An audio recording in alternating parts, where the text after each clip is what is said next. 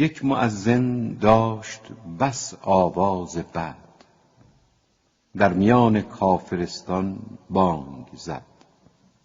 چند گفتندش مگو بانگ نماز، که شود جنگ و عداوتها دراز. او ستیزه کرد و پس بی احتراز، گفت در کافرستان بانگ نماز.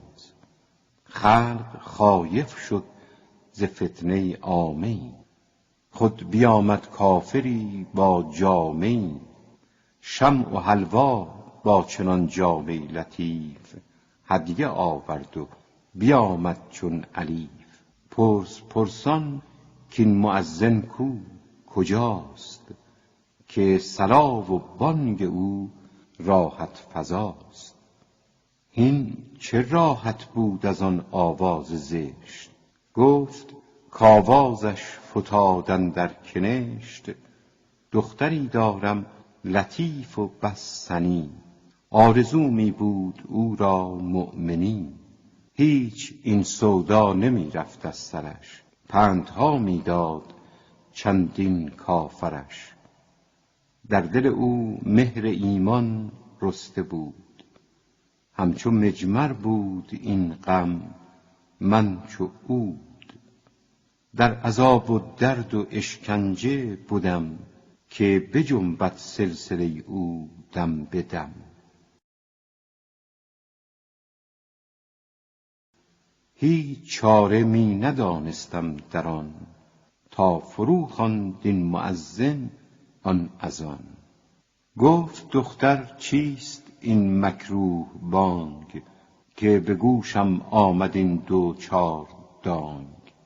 من همه عمر این چنین آواز زشت، هیچ نشنیدم در این دیر و کنشت. خواهرش گفتش که این بانگ اذان، هست اعلام و شعار مؤمنان.